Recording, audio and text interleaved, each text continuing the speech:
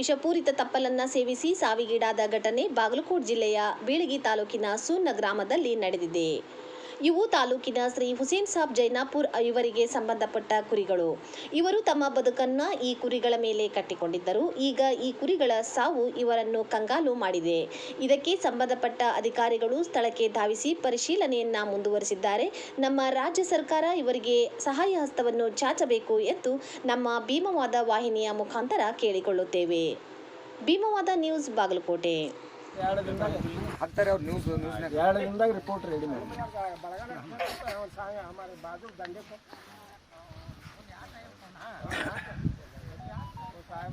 Poisoning ಮಾತ್ರ poisoning ಆಗಲಿಲ್ಲ ಅಂದ್ರೆ ಇಷ್ಟು ಇಮಿಡಿಯೇಟ್ ಅದು ಅಂತಂದ್ರೆ ಸಮಸ್ಯೆ ಆಗತ್ತೆ. ಇಲ್ಲಿ ಆಜು ಬಾಜು ಇರ್ತಕ್ಕಂಥ ರೈತರಿಗೆ, ಹೊಲ ಮಾಲಕರಿಗೆ ಅದು ಏನಂದ್ರಲ್ಲ, ಆ ಬಳ್ಳಿ ಇರೋದ್ರಿಂದ ಇತ್ತಪ್ಪ ಅಂತಂದ್ರೆ ಅದು ಸ್ವಲ್ಪ ತಗಸು ಪ್ರಯತ್ನ ಮಾಡೋದು ಒಳ್ಳೇದಂತ ನಾವು ರೆಗ್ಯುಲರ್ ಆಗಿ ಹೇಳ್ತಿರ್ತೇವೆ. ಸ್ವಂತ ಸಾಕಿರ್ತೀರಪ್ಪ ಅಂತಂದ್ರೆ ಆದಷ್ಟು ನಿಮ್ಮ ಮನೆಯಲ್ಲಿ ವ್ಯವಸ್ಥೆ ಮಾಡ್ಕೊರಿ, ಇಲ್ಲ ನಿಮ್ಮ ಹೊಲದಲ್ಲಿ ವ್ಯವಸ್ಥೆ ಮಾಡ್ಕೊರಿ ಎಲ್ಲ ಹೇಳಿರ್ತೇವೆ, ತಿಳುವಳಿಕೆ ಹೇಳಿರ್ತೇವೆ. ಮತ್ತು ಅವರು ಯಾವ ರೀತಿ ನಿರ್ವಹಣೆ ಮಾಡ್ತಾರೆ ಅವ್ರಿಗೆ ಬಿಟ್ಟಿರ್ತೇವೆ. ಸರಿ, ಓಕೆ ಸರ್.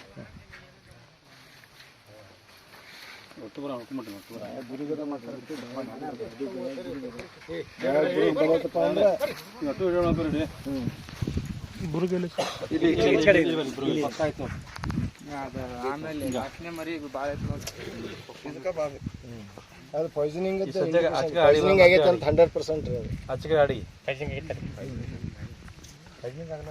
ಮೊದಲು 5,000 ಇತ್ತು ರೀ, 7,000. ಹೌದು, ಮೊದಲು 5 ಇತ್ತು ರೀ.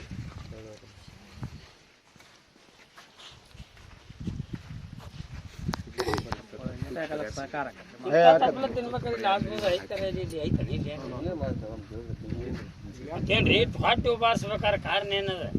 ಏನ್ ತಿಂದತಿ ನೀನು?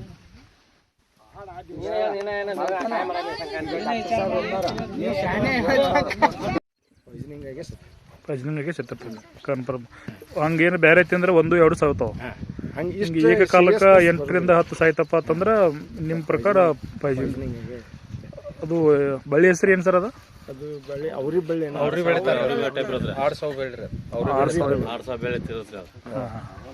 ಆ ಬಳ್ಳಿ ತಿಂದ ಸತ್ತವ. ಇಲ್ಲ ಅಂತಂದ್ರೆ ಈ ಗೊಬ್ಬರ ಅದು ಹಾಕಿರ್ತಾರಲ್ಲ, ಕಸದ ಎಣ್ಣೆ,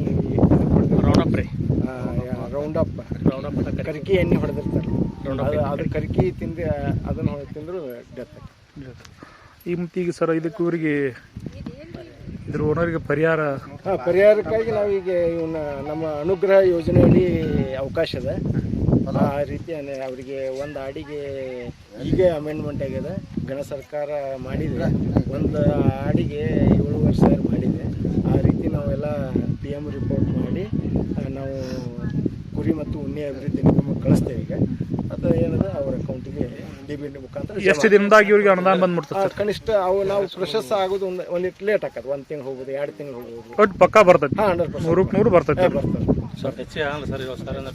ಅಲ್ಲ, ಇದೇ ಮೊದಲು 5,000 ಇತ್ತು ಸರ, ಈಗ 7,500 ಸರ. ಈಗ ಇದನ್ನೇ ನಂಬ್ಕೊಂಡು ಜೀವನ ಮಾಡ್ತಕ್ಕಂಥವ್ರಿಗೆ ಈಗ 2-3 ತಿಂಗಳು ಲೇಟ್ ಆಗ್ತಪ್ಪ ಅಂತಂದ್ರೆ ಅವ್ರಿಗೆ ಪಾಪ ಸಮಸ್ಯೆ ಆಕತ್ತಲ್ಲ ಸರ್?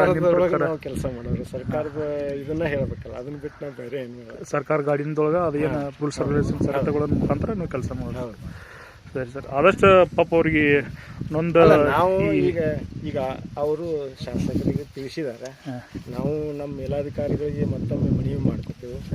ಪಾಪ ಅವ್ನು ಹಿಂಗೆ ಬಿಡುವುದನ್ರಿ, ಆದಷ್ಟು ಇವನ್ನ ಬೇಗ ಕ್ಲೇಮ್ ಮಾಡ್ರಿ ಅಂತೇಳಿ ಮನವಿ ಮಾಡ್ಕೊತೀವಿ.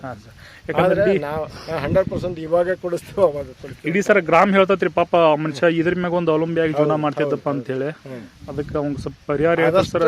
ಈ ರಾಜಮಟ್ಟಕ್ಕೆ ನಾವು ಪತ್ರಕರ್ತರು ಮೀಡಿಯಾದವರು ಕೂಡ ಇದನ್ನ ರಾಜಮಟ್ಟಕ್ಕೆ ಒಯ್ತೀವಿ ಸರ್.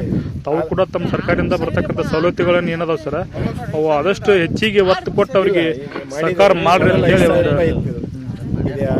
ಮಾರ್ಚ್ 31 ಈ ಏಪ್ರಿಲ್ 1ರಿಂದ ಮತ್ತೆ 7,000 ಮಾಡಿದ್ರು. ಅದು 7,000 ರೂಪಾಯಿ ಒಂದು ಆಡಿಗೆ ಕ್ಲೇಮ್. ಅದ ನಂತರ 100% ನಾವು ಈಗ ನೋಡ್ರಿ, ಈಗ ಒಂದು 60 ತಾಸು ಆಯ್ತು ನನಗೆ ಫೋನ್ ಹಚ್ಚಿ ಇಮಿಡಿಯೇಟ್ ಬಂದೆ ಸರ್ ಸರ್ಕಾರ ಮಾಡ್ರಿ ಅವರು ಎಲ್ಲ PM ಮಾಡಿ ರಿಪೋರ್ಟ್ ತಯಾರು ಮಾಡ್ತೇವೆ.